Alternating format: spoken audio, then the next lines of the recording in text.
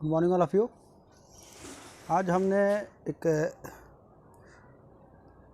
कुछ important question को लेकर के जो कि अर्थक्वेक से पूछे जाते हैं उसको लेकर के एक कुछ लगभग 10 प्रॉब्लम्स का एक सीक्वेंस लिया है।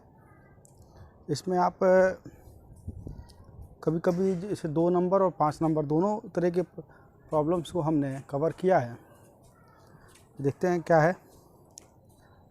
अर्थक्वेक से में अक्सर इस तरह के क्वेश्चंस एग्ज़ाम्स में आते हैं आपको, तो देखते हैं पहले क्या कह रहा है।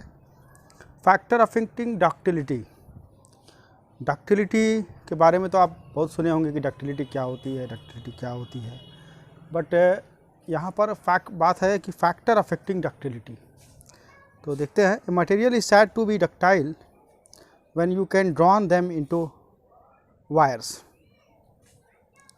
Metals are usually ductile at high temperature or pressure. Silver and gold can be ductile even lower temperature. तो डक्टिलिटी जैसे कि आप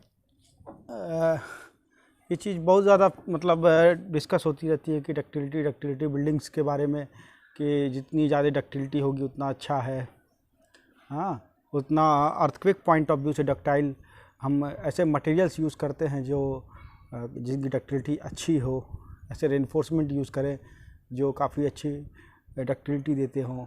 तो हमेशा अच्छी गुड क्वालिटी की जो रेनफोर्समेंट है उसकी बात करते हैं, ठीक है। तो कौन कौन से फैक्टर हैं जो अफेक्ट करते हैं डक्टिलिटी को। Ductility of brick masonry, ductility of concrete, ductility of steel reinforcement और डक्टिलिटी ऑफ रेनफोर्स्ड कंक्रीट, ठीक है। ये बहुत सभी बिल्डिंग के अंदर क्या है, ऑलमोस्ट जो आपका कॉलम होता है और बीम होता है, ठीक है। कॉलम और बीम के बिहेवियर काफ़ी इम्पॉर्टेंट रोल प्ले करते हैं कि उनकी डक्टिलिटी पे ही बिल्डिंग की ओवरऑल डिपेंड करता है कि वो कितना बेहतरीन रिस्पॉन्स करेगा ड्यूरिंग अर्थक्वेक। तो रिस्पॉन्स मैंने टर्म एक यूज़ किया है, बहुत इंपॉर्टेंट है, ध्यान दीजिएगा। देखिए next is the types of machine foundation. Machine foundation is the foundation that is provided beneath the super structure of vibrating and rotating machine. तो यहाँ पर मशीन फाउंडेशन में हमने टाइप्स की बात की है कि किस टाइप्स का मशीन फाउंडेशन जो है हम मोस्टली यूज़ करते हैं। 2 नंबर में यही पूछता है कि आप बताएं कि कितने टाइप का मशीन फाउंडेशन होता है, और कभी कभी किसी एक का फिगर बनाने के लिए भी एग्ज़ाम में आता है। तो आप block type, box type, wall type and frame type, ये 4 बहुत फेमस हैं। Machine foundation design which is also known as machinery foundation design is complete to protect the adjacent foundation of the structure from the vibration of the rotating or vibrating machine. These are the 4 types of the machine foundation generally used, each of them is discussed briefly below. तो हम इसके discussion में नहीं जाएंगे। हम आप machine foundations पे हमारे वीडियो देख सकते हैं, सेपरेट वीडियो है, उस पर आपको इसमें पूरा डिटेल मिल जाएगा कि मशीन फाउंडेशन का फिगर कैसा होता है। उसके बाद उसमें उसके सारे कंपोनेंट्स के बाद में डिस्कशन मिल जाएगा आपको। बट यहाँ पर हमको आपको सिर्फ टाइप्स के बारे में जानना है। तो टाइप्स 4 टाइप्स के आप याद रखिएगा, block type, box types, wall type and frame type. और ये चारों जो है मशीन फाउंडेशंस अक्सर एग्ज़ाम में पूछता है। Dynamic degree of freedom. Dynamic degree of freedom are a set of independent displacement or oblique rotation that completely define the displaced positions of the mass with respect to the its initial position, ठीक है। जैसे यहाँ पर देखिए हमने एक मास लिया है, अभी इस पर भी आते हैं। अभी a vertical cantilever with the mass concentrated at its tips can be idealised as a single degree of freedom system. तो देखिए यहाँ पर जो पहला वाला फिगर है वो सिंगल डिग्री ऑफ फ्रीडम का हमने लिया है, ठीक है। और यू जो है इसका डिस्प्लेसमेंट हो रहा है। मोस्टली अलग अलग स्ट्रक्चर्स में जैसे हम 3 story, 2 story, different story building की बात करें तो ये आपको देखने को मिल जाएगा। जैसे नीचे बिल्डिंग का देखिए दिखाया है एक 4 स्टोरी बिल्डिंग है जो अपने इनिशियल पोजीशन से डिस्प्लेस हो रही है। ठीक है, तो एग्जांपल के साथ देखिए, हमने नीचे लिखा है vertical cantilever with the mass concentrated at its tip can be idealized as a single degree of freedom system. The degree of freedom is represented by the lateral displacement of the mass. ठीक है, तो मास क्या displace हो रहा है। Multi storey frame with the masses concentrated the storey level can be idealised as a multi degree of freedom system. तो देखिए ऊपर वाला जो फिगर है वो सिंगल डिग्री ऑफ के लिए लिया है और नीचे वाला हमने मल्टीपल डिग्री ऑफ फ्रीडम के लिए लिया है। यहाँ पे जिस तो मल्टीपल डिग्री ऑफ फ्रीडम्स में क्या है कि बहुत सारे मास M1 M2 M3 M4 connect होते हैं और उन सभी का के लिए हमको डिफरेंट वे में इक्वेशंस बना करके उनको सॉल्व करना पड़ता है। कभी हम मैट्रिक्स मेथड का यूज़ करते हैं सॉल्व करने के लिए और कभी कुछ दूसरे तरीके भी हैं उसको फाइंड आउट करने के, बट हम इस पर अभी नहीं आएंगे। इम्पॉर्टेंट ये है कि डायनेमिक डिग्री ऑफ फ्रीडम क्या है। तो डायनेमिक डिग्री ऑफ फ्रीडम में क्या है कि इंडिपेंडेंट डिस्प्लेसमेंट माने क्या है कि जो डिस्प्लेसमेंट हो रहा है एक फ्लोर पे दूसरे फ्लोर पे अलग अलग फ्लोर्स पे, वो डिस्प्लेसमेंट जो है with respect to the initial positions की अगर हम बात करें, ठीक है ना, तो उसके रिस्पेक्ट में हम इनिशियल पोजीशन के रिस्पेक्ट में बात करते हैं कि मतलब क्या डिस्प्लेसमेंट हो रहा है या क्या रोटेशन हो रहा है। हाँ, तो ये सारा जो प्रोसेस है डायनेमिक डिग्री ऑफ फ्रीडम का, तो इसको डिफाइन किया गया कि dynamic degree of freedom are a set of independent displacement oblique rotation that completely define the displaced positions of the mass with respect to initial position. इस बात का थोड़ा सा ध्यान रखिएगा कि with respect to initial position की हम बात कर रहे हैं, इनिशियल पोजीशन से रिस्पेक्ट में क्या डिस्प्लेसमेंट हो रहा है। ठीक है, और जब भी डायनेमिक डिस्प्लेसमेंट की हम बात करते हैं तो उस डिस्प्लेसमेंट से हम दो तीन चीज़ों को फाइंड आउट करते हैं। आप देखे होंगे, पहली तो सबसे इम्पॉर्टेंट चीज़ हम जो भी डिस्प्लेसमेंट होता है with respect to time and that's called delta upon T, यानी कि जो डिस्प्लेसमेंट हो रहा है with respect to time that's called velocity. And जो भी उस मेंबर्स के अंदर हम वेलोसिटी फाइंड आउट करते हैं वो क्या होता है, वेलोसिटी भी क्या होती है टाइम के रिस्पेक्ट में होती है, दैट्स कॉल्ड एक्सेलरेशन। तो ये सभी चीज़ें जो है हम फाइंड आउट करते हैं। ठीक है, अब देखिए आता है what is confining zone of column. ठीक है, तो confining zone is in a column is a region, एक पर्टिकुलर एरिया होता है where you required a smaller spacing of stirrups for higher ductility.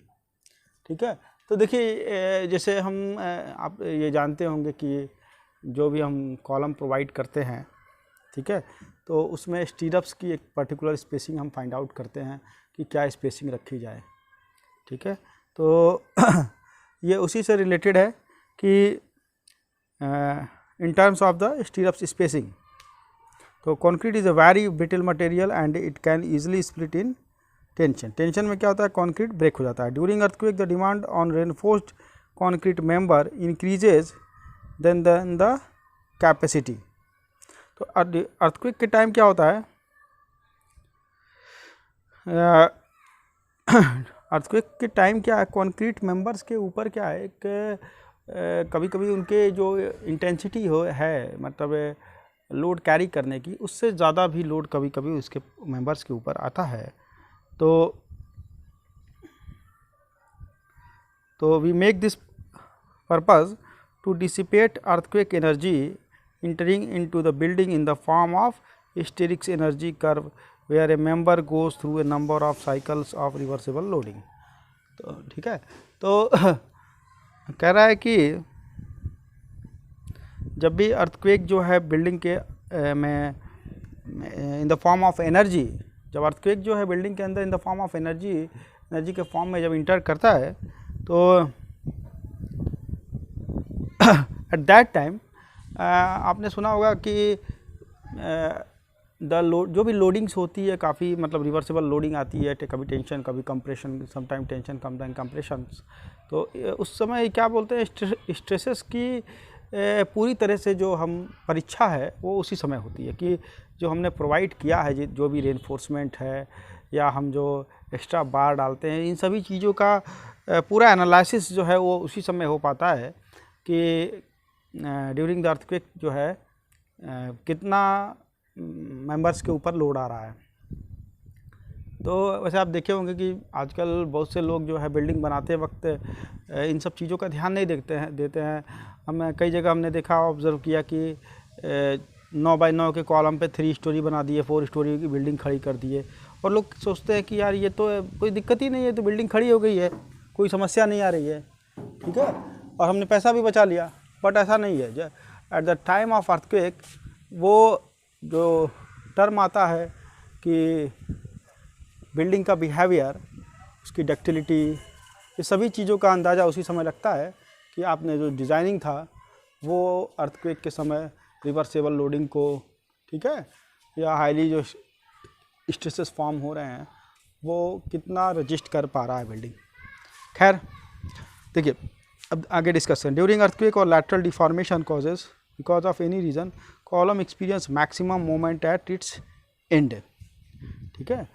तो ये टर्म क्या है कि आप सुने होंगे कि बीम में भी और कॉलम में, दोनों ही जगहों पे जब आप बीम को डिज़ाइन करते हैं तो इनडिटर्मिनेट बीम होती है, उसमें हिंज फॉर्मेशंस होते हैं, ठीक है, यानी कि इनडिटर्मिनेट बीम जो होती है हिंज फॉर्मेशन होता है और फिर वो बीम जो है डिटर्मिनेट बीम में कन्वर्ट होती है और फिर धीरे धीरे जब उसकी जितने भी लोड लेने की कैपेसिटी है वहाँ तक पहुँचती है और देन आफ्टर वो फेल होती है।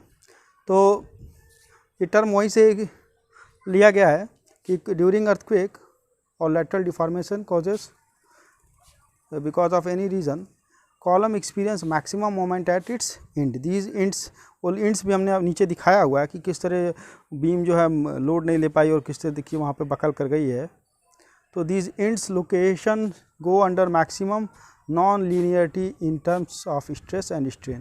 Now our friends, concrete cannot carry this much amount of strain in tension and so it require a ventilator to be beneath and carry on this its work. The ventilators is the closely spaced ties. These ties in the region of high moment zero zone helps in the level of ductility we are looking for and it enhance the performance of concrete. The requirements of confining zone are very strict in code as some serious failure have occur in past. तो देखिए हमने तो figure से यहाँ पे दिखाया है कि ये वो एरिया है जहाँ पर मैक्सिमम जो है मोमेंट क्रिएट होता है और ड्यूरिंग द अर्थक्वेक बहुत सारे स्ट्रक्चर्स ऐसे दिखे हैं कि बीम जो है नीचे से फेल हो गई है। कभी सेंटर से उतना ज़्यादा नहीं दिखाई देती है, डाउनवर्ड्स या तो फिर ऊपर में भी कभी कभी हमको समटाइम देखेंगे। तो इंड्स पर जो है रोटेशन मैक्सिमम हो जाता है। देखते हैं what are the failure in RCC building. Types of failure in reinforced concrete building such as failure due to poor concrete quality, reinforcement, corrosion, failure of foundation due to soil etcetera. बहुत सारे reason होते हैं RCC building में fail होने के। कुछ points हमने नीचे लिया है, आप देख सकते हैं। जैसे पहला हमने डिस्कस किया है कि failure of RCC column due to corrosion of reinforcement, failure of building due to improper transfer of load. तो कोरोजन ऑफ रेनफोर्समेंट क्या है, पहली चीज़ देखते हैं आरसीसी कॉलम में कोरोजन ऑफ रेनफोर्समेंट क्या है, ठीक है, या बिल्डिंग की बात करें, दोनों ही चीज़ों पे। तो आप देखेंगे कि जैसे हम जब भी आप देखेंगे कि हमने घर बना, स्लैब डिज़ाइन किया, 1 वे स्लैब, 2 वे स्लैब, तो समटाइम्स ऐसा होता है कि जहाँ पर लोग सही से गेस नहीं करते हैं, जहाँ पे 1 वे डालना था, 1 वे डिज़ाइन करना था वहाँ 2 वे कर दिया, जहाँ 2 वे करना था वहाँ पे 1 वे कर दिया। तो उससे क्या हुआ, जो डिस्ट्रीब्यूशन बार हम बिल्डिंग के अंदर डालते हैं, ठीक है, ध्यान दीजिएगा मेरे पॉइंट्स को, क्या कह रहा हूँ मैं, जब डिस्ट्रीब्यूशन बार डालते हैं सॉरी, जब टू वे डिज़ाइन करते हैं तो दोनों तरफ से हम मेन बार डालते हैं, लेकिन कभी कभी क्या होता है लोग उसको ध्यान नहीं देते हैं और वन वे ही डिज़ाइन कर देते हैं, तो उस कंडीशंस में घरों में क्रैक्स फॉर्म हो जाते हैं। ठीक है, आप देखेंगे छत में क्रैक हो जाता है, और उस क्रैक की वजह से वेंटिलेशंस या सीपेज, बहुत सारी चीज़ें हैं जो पानी या एयर के कांटेक्ट में वो रेनफोर्समेंट आ जाती है। कभी कभी ऐसा भी आप देखेंगे कि जो रेनफोर्समेंट के लिए जो क्लियर कवर दिया गया है वो प्रॉपर वे में नहीं दिया जाता है, तो नीचे से जब छत देखेंगे तो आप दिखाई देने लगती है। ठीक है, उसका अपीयरेंस जो है वो दिखाई देता है, तो उससे भी फिर उसमें कोरोजन की प्रॉब्लम आती है। तो बहुत सारे रीज़न हैं इसकी वजह से बिल्डिंग्स में या कॉलम में या बीम में कोरोजन्स आ जाती है। अब आता है next point, failure of building due to improper transfer of load. Improper transfer of load कैसे होता है कि इसके भी बहुत सारे रीजंस होते हैं improper transfer of the load के। जैसे कभी कभी क्या करते हैं हम कि जैसे 9 इंची की वॉल है, ठीक है, उसी के साथ 4 इंची की वॉल भी कहीं कहीं चला देते हैं और छत डाल दिया, तो प्रॉपर डिज़ाइनिंग, इम्प्रॉपर डिज़ाइनिंग भी कर देते हैं, जिसकी वजह से लोड ट्रांसफ़र नहीं हो पाता है। ठीक है, थिकनेस में भी वेरिएशंस कभी कभी आ जाती है, स्पेसिंग में भी वेरिएशंस कर देते हैं रेनफोर्समेंट में, तो लोड ट्रांसफ़र उस पर फ़र्क पड़ता है। ठीक है, उसके बाद है failure of reinforced concrete structure due to proper concrete mixture and water quality. ठीक है, तो इसमें क्या है कि कभी कभी वाटर सीमेंट रेशियो की क्वालिटी भी अफेक्ट कर देती है कि हमारा रेनफोर्समेंट फेल कर जाता है अगर हम पानी ज़्यादा डाल दें, या फिर कंक्रीट की जो हम मिक्सिंग करते हैं, इम्प्रॉपर मिक्सिंग की वजह से भी जो है फेल्योर हो जाता है। तो बहुत सारे रीज़न हैं, अगर आपने कास्टिंग के टाइम जो है इम्प्रॉपर मिक्सिंग कर दी या वाटर सीमेंट रेशियो गड़बड़ कर दिया, कुछ भी थोड़ी सी भी मिस्टेक हुई तो क्वालिटी अफेक्ट हो जाएगी। तो जो स्ट्रेंथ आनी चाहिए थी वो स्ट्रेंथ जो है मेंबर में नहीं आ पाती है। ठीक है, और लास्ट पॉइंट हमने लिया है structural damage to failure of soil. Structural damage क्या है? Structural damage to structure damage तो बहुत तरह से हो सकता है, कभी कभी ये सॉइल पे डिपेंड करता है समटाइम्स, और कभी कभी डिजाइनिंग फेल्योर भी होता है। तो अगर बेरिंग कैपेसिटी सॉइल की अच्छी नहीं है तो समटाइम स्ट्रक्चरल फेल्योर वहाँ पे दिखाई देगा कि कोई एक कॉलम में सेटलमेंट हो गया तो बिल्डिंग में इम्प्रॉपर लोडिंग डिस्टर्ब हो जाएगी और उसका इफ़ेक्ट दिखाई देगा। ठीक है, ऐसा बहुत सारा होता है। अर्थक्वेक के टाइम पे तो भी इस तरह की चीज़ें हमको मिलती है। Liquefaction is also reason, very serious reason behind them. ठीक है, तो ये सभी जो है आपको सभी केसेस जो हमने केस 1 to 5 लिया है सभी इम्पॉर्टेंट है फेल्योर ऑफ आरसीसी बिल्डिंग के लिए।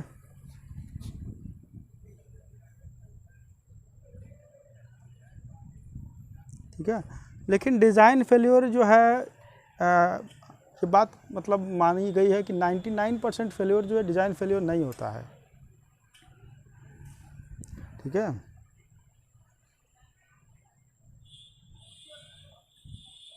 बहुत कम ही डिज़ाइन फेल्योर होता है।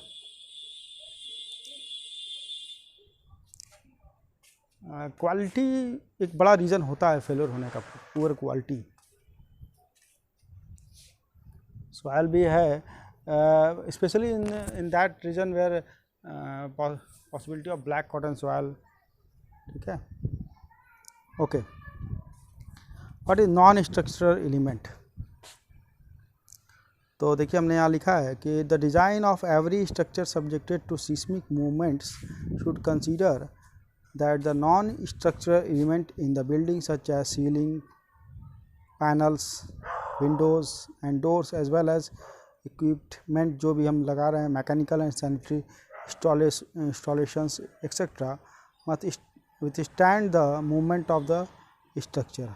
Moreover, it should be borne in mind that the excitations of the non-structural element caused by these movements of the structure is in general greater than excitation at the foundation, and thus it can be said that the safety of the non-structural element is more compromised in many cases than the safety of the structure itself।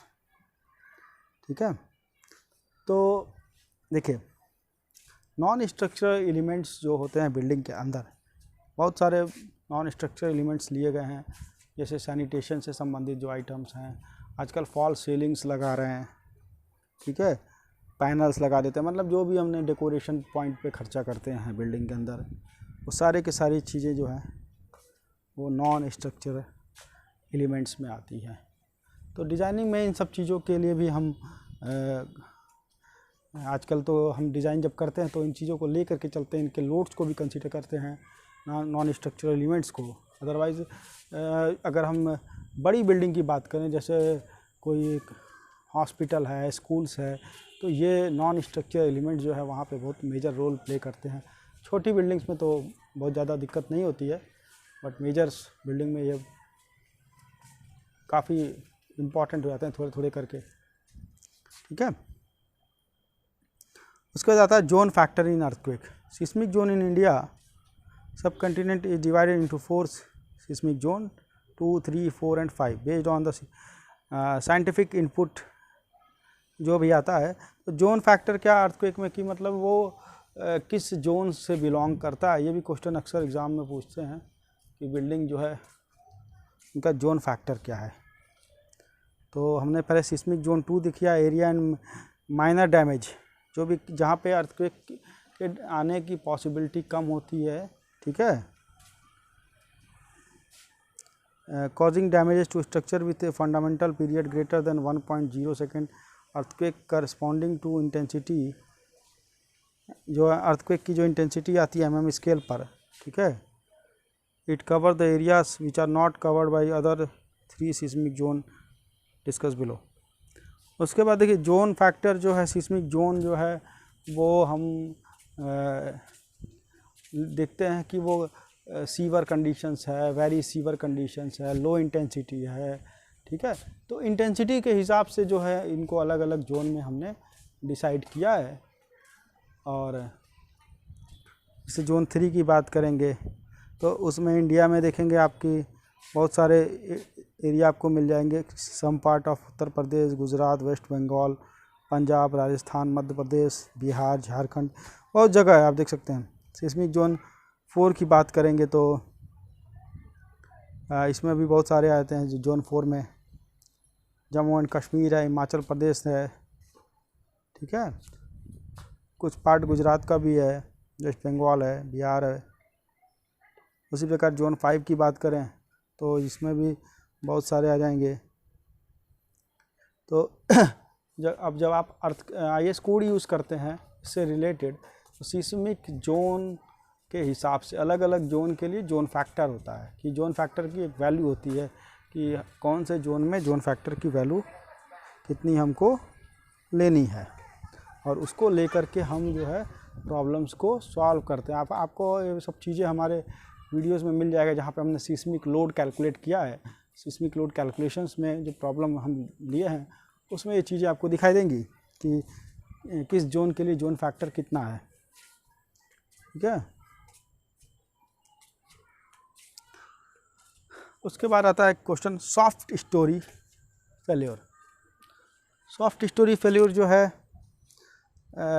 ये इस प्रकार समझिए कि जैसे एक 5 floor 6 floor या 10 floor की building में कोई ना कोई एक फ्लोर जो है जिसको हम सॉफ्ट स्टोरी कंसीडर करते हैं। जैसे आप देखिए soft storey configuration in a structure is a types of construction where any one storey of the building is more flexible, ठीक है।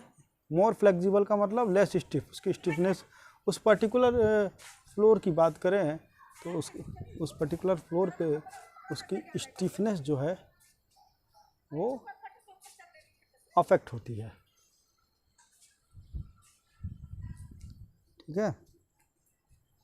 When compared with other floors, this may be located at the bottom or any other intermediate points where the floor above or below may be steeper compared to itself. This account to be a weak element in the perspective of the seismic forces. तो अगर हम देखें कि building के अंदर जो है वो एक पर्टिकुलर एरिया का मतलब जहाँ पर स्टिफनेस अफेक्ट कर रही है, यानी कि फ्लेक्सिबिलिटी की पॉसिबिलिटी बढ़ रही है, वो एरिया जो है उस बिल्डिंग के अंदर हम वीक एलिमेंट लेकर के चलते हैं। अब वो कहाँ पर होगा ये एक डिफरेंट इशू है, बट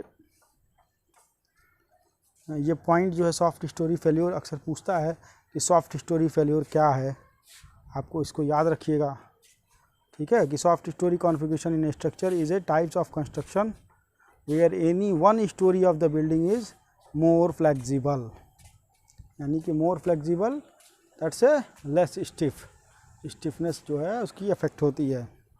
चलिए अब आता है मास इरेगुलरिटी क्या होती है, ठीक है। Mass irregularity is considered to exist where the seismic weight of any storey is more than 200% of that of its adjacent storey, ठीक है। Mass irregularity is an important factor which affect the response of the structure under seismic load. This is introduced by increasing the weight of some floor relative to the other floor. तो building के अंदर जैसे irregularity वाला term जो है ये काफ़ी ज़्यादा पूछा जाता है कि मास इरेगुलरिटीज़ क्या है, ठीक है। तो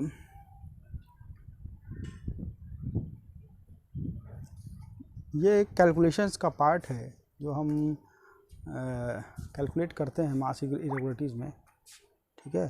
तो इसमें आपको अभी फ़िलहाल जो है अगर 2 नंबर में पूछ रहा है तो आप सिर्फ इसको अभी इतना ही समझ करके रखिए कि mass irregularity is considered to exist where the seismic weight of any storey is more than 200% of that of its adjacent story.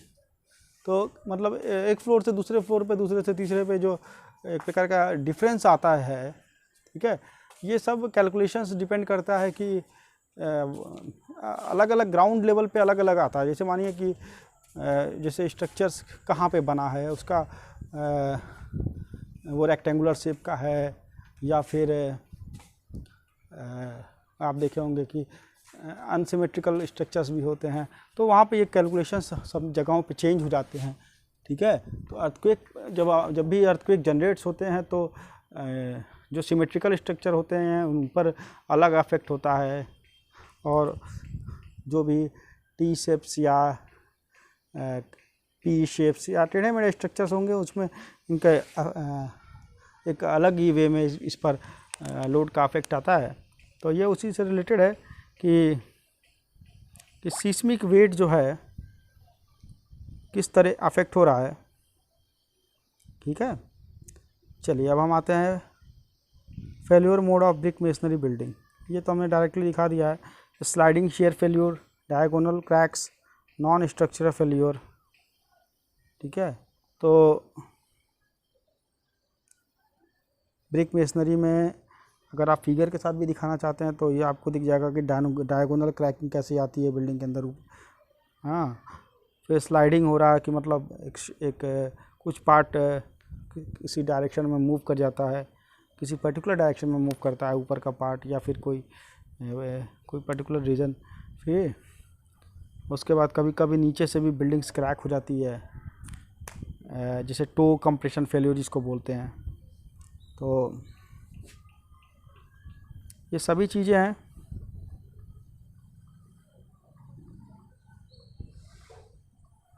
Diagonal cracks देखिए, diagonal cracks in masonry wall when the tensile stresses developed in the wall under a combination of vertical and horizontal load exceed the tensile strength of the masonry material, ठीक है। तो इसको मैंने आपको बता दिया है कि जो भी मेसनरी हम यूज़ कर रहे हैं उसकी टेंसाइल स्ट्रेंथ जो होती है, टेंसाइल स्ट्रेंथ, उससे क्या होता है कि टेंसाइल स्ट्रेसेस जो है वॉल के अंदर ज़्यादा हो जाती हैं, ठीक है। और ये क्यों ज़्यादा होती हैं? Under a combination of vertical and horizontal load, इन सब वजह से हो जाती है। कभी कभी नॉन स्ट्रक्चरल फेल्योर भी होते हैं, जैसे नॉन स्ट्रक्चरल फेल्योर की वजह से भी जैसे कुछ फॉल सीलिंग है या कोई इस तरह के एलिमेंट्स भी फेल करते हैं, उसकी वजह से भी मेंबर्स फेल हो जाते हैं।